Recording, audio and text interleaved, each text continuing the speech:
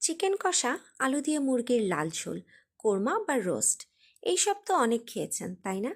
আজ আমি নিয়ে এলাম একদম ভিন্নধর্মী, ছটপট তৈরি করা যায় এমন একটি রেসিপি। আজ আমি আপনাদের তাওয়া চিকেন রান্না করে দেখাবো। সো হ্যালো অ্যান্ড আসসালামু আলাইকুম এভরিওয়ান, আশা করছি সবাই খুব ভালো আছেন।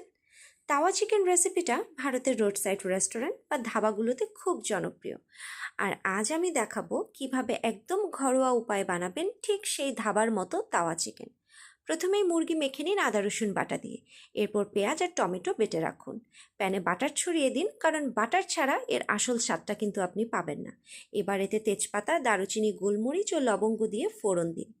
এরপর দিয়ে দিন পেঁয়াজ ও টমেটো বাটা। আর তারপর ম্যারিনেট করা মুরগি হালকা করে ভেজে নিয়ে একে একে দিয়ে দিন লবণ, মরিচ, ধনে ও জিরা গুঁড়ো। লবণ দেওয়ার পর মাংস থেকে পানি ছাড়বে। এই পানিতেই ঢেকে ঢেকে মাংস কষিয়ে নিন মিডিয়াম টু লো ফ্লেমে। কষানোর মাঝে হলুদের গুঁড়া দিয়ে নেবেন।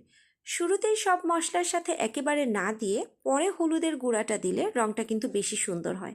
কষাতে কষাতে মুরগি যখন লালচে হবে তখন পর্যাপ্ত পরিমাণ পানি দিন, কারণ এই পানিতেই মুরগি সেদ্ধ হবে এবং গ্রেভিটা থাকবে। এর মাঝে একবার ঢাকনা তুলে গুঁড়া দুধ, সামান্য চিনি দিয়ে আবার ঢেকে দিন।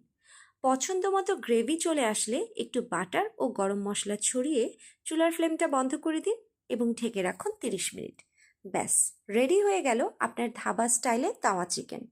এবার গরম গরম পরোটা, রুটি, নান বা পোলাও, যার সঙ্গেই খান, স্বাদ হবে একদম জমজমাট। ভিডিওটা ভালো লাগলে অবশ্যই লাইক দিন। রেসিপিটা কেমন লাগলো সেটা কমেন্টে জানান। আর চ্যানেলটা সাবস্ক্রাইব করতে ভুলবেন না। ধন্যবাদ সবাইকে।